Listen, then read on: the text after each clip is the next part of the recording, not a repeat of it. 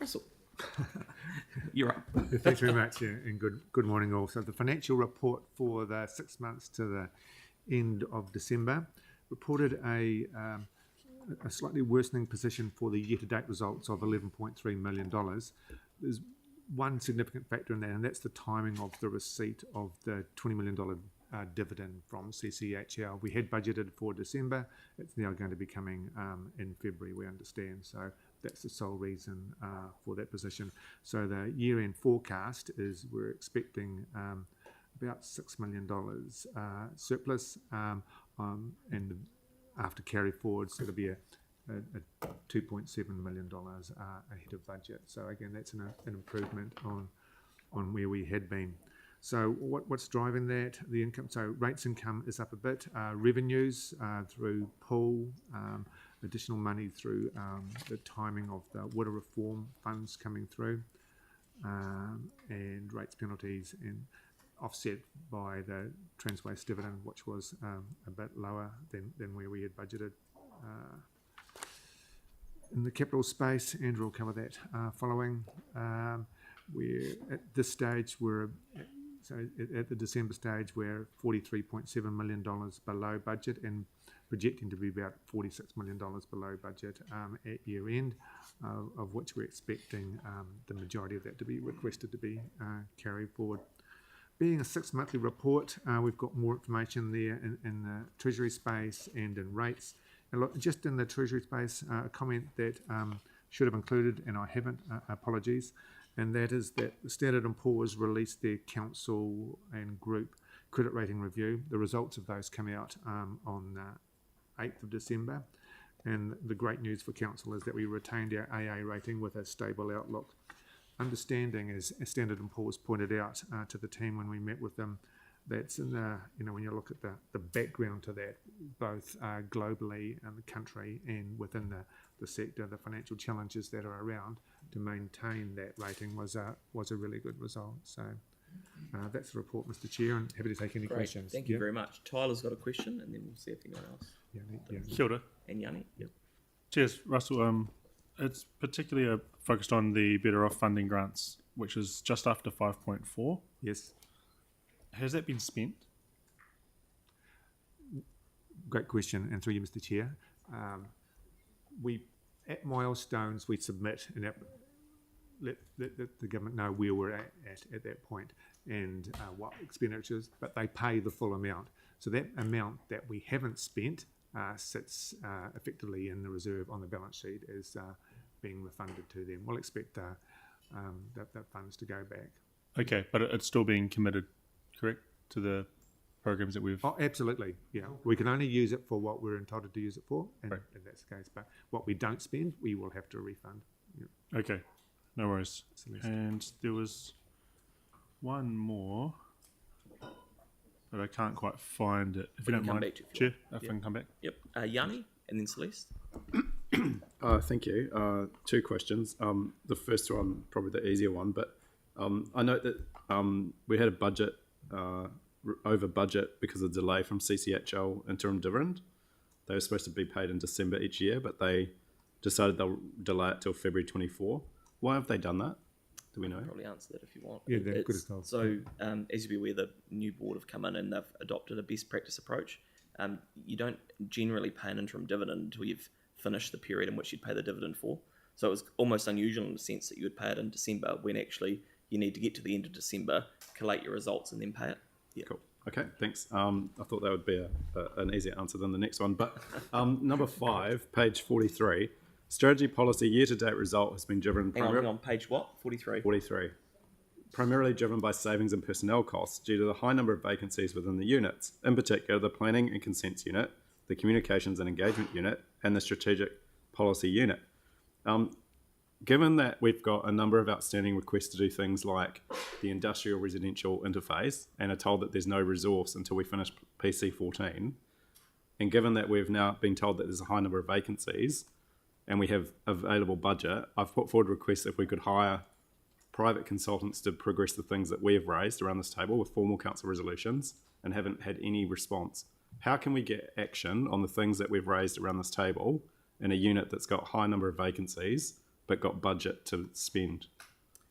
I never thought I'd hear you say private consultants and hiring them in this chamber. But I'm happy for us to employ our own staff. Yeah, But cheaper, it's the frustrate. Like I've just had another media inquiry over the. Yeah. There's been another fire in Bromley. So I think good point. I think Lynn has probably got an answer to that.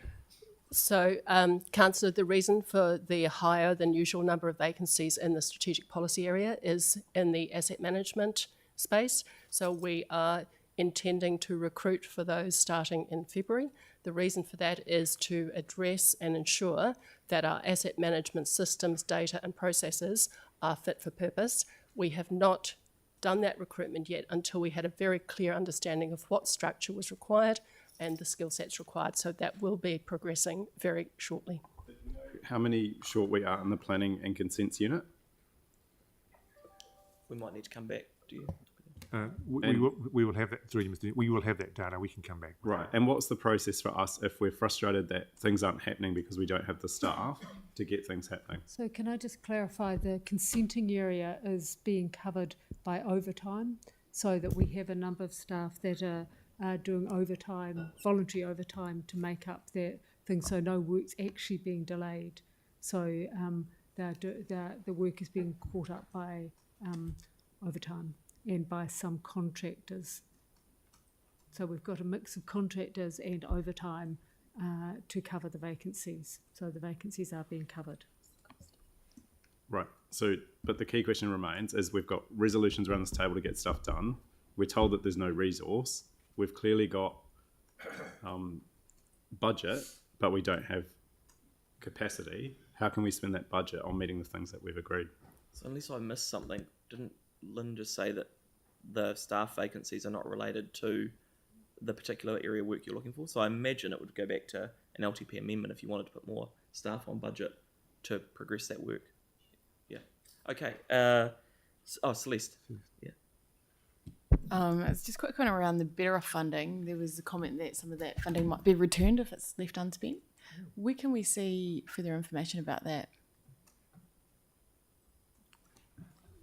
Through you, Mary's got an answer. So we do have a couple of reports coming to council around the better off funding in the two areas. The LTP funding that's incorporated into the LTP for the Papatupu Runanga projects will be coming to council, and also the safety.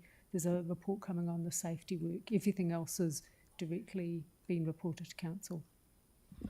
And what is the approximate timing of that? Because I think we were waiting on that last year so we could look at supporting, because initially that community safety work was looking at expanding out in suburban areas, and if there isn't capacity to do that, then we would want to be putting forward a long-term plan bid. So my understanding is that a report should be coming in the next to the next council meeting. Thank you. I don't think it's on the agenda for next week. I think it's the week after, the one after. Victoria. But I'll check. That'll be Thank you, Russell. I just wanted to dive into a couple of items under variance, and the first one is in relation to the rating base growth, which year to date is lower than what you forecast. Any comments on that and any concerns there going forward? I think it's higher than what we forecast.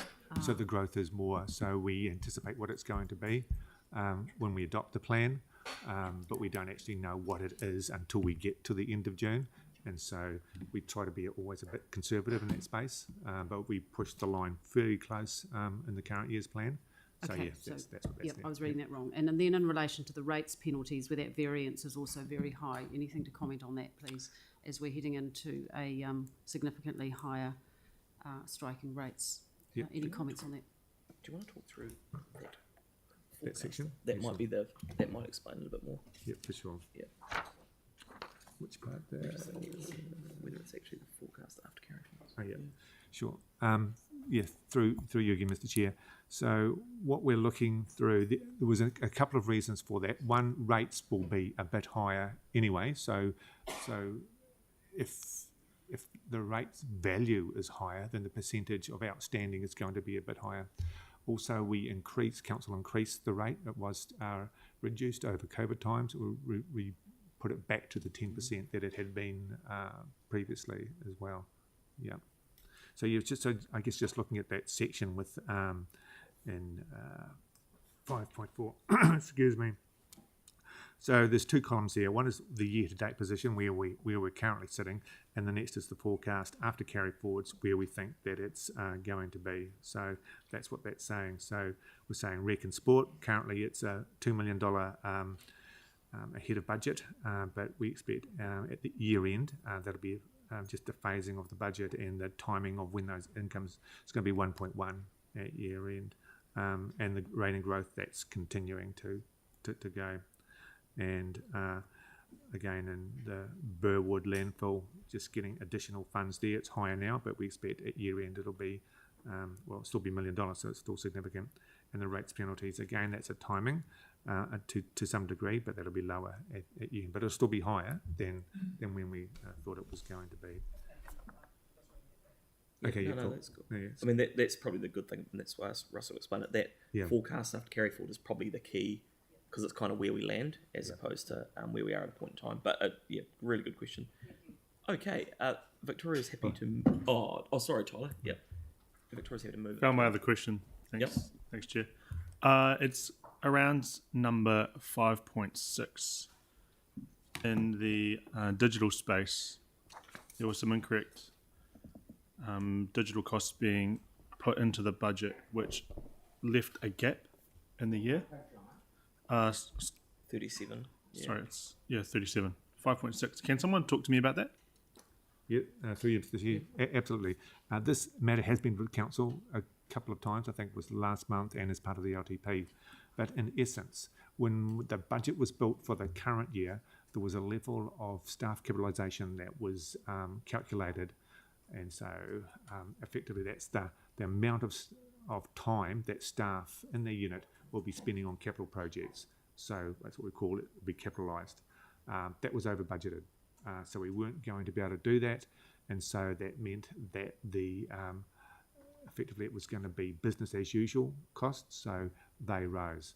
So the way the calculation works is all the costs, we tally that up in really simple terms. We tally up all the costs, and then where there's going to be capitalisation, that comes off. And the balance is what is funds required, mostly funded by rates. So because the capitalisation amount was too high, we are under budget in the rate space for that. That's what that sentence is trying to say. I see. So the last line here, it says, however, leaves a funding gap in the current year. I'm still not clear on what that means. That's the rating. So we over budgeted what we thought was going to be capitalised. We got that wrong. So that created a gap.